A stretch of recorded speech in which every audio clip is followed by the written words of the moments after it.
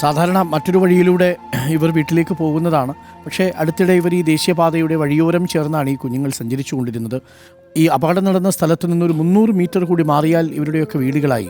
വീടുകളിൽ നിന്നും ചെറുള്ളി ഗ്രാമത്തിൽ നിന്നും കരിമ്പന ഹയർ സെക്കൻഡറി സ്കൂളിലേക്ക് കഷ്ടിച്ച് 1 കിലോമീറ്റർ ദൂരമേ ഉള്ളൂ. അടുത്തടുത്ത് 1/2 കിലോമീറ്ററിനുള്ളിൽ താമസിക്കുന്ന കുഞ്ഞുങ്ങളാണ്.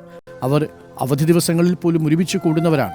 പരസ്പരം വീടുകളിൽ തങ്ങളുടെ വീടെന്ന രീതിയിൽ പെരുമാറുന്നവരാണ്. നിത എപ്പോഴും ഹൃദയുടെ കാര്യവും, ഹൃദയ എപ്പോഴും ഇർഫാനയുടെ കാര്യവും, ഇർഫാന എപ്പോഴും ഐഷയുടെ കാര്യവും, ഐഷ എപ്പോഴും നിതയുടെ കാര്യവും പറഞ്ഞുകൊണ്ടേയിരിക്കുമായിരുന്നു എന്നാണ് ബന്ധുക്കൾ പറഞ്ഞത്. അത്രമേൽ അടുത്ത സൗഹൃദമുള്ളവർ.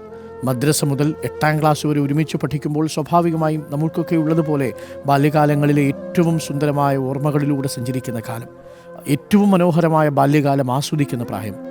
ആ പ്രായത്തിലാണ് ആ കുഞ്ഞുങ്ങൾ പൂമ്പാറ്റകളെ പോലെ ചെറുള്ളി ഗ്രാമത്തിൽ പറന്നു നടന്നിരുന്ന കുഞ്ഞുങ്ങളാണ് ഇന്നലെ ചേതനയേറ്റ ശരീരമായി ഇപ്പോൾ മടക്കയാത്ര കാത്തുകിടക്കുന്നത്.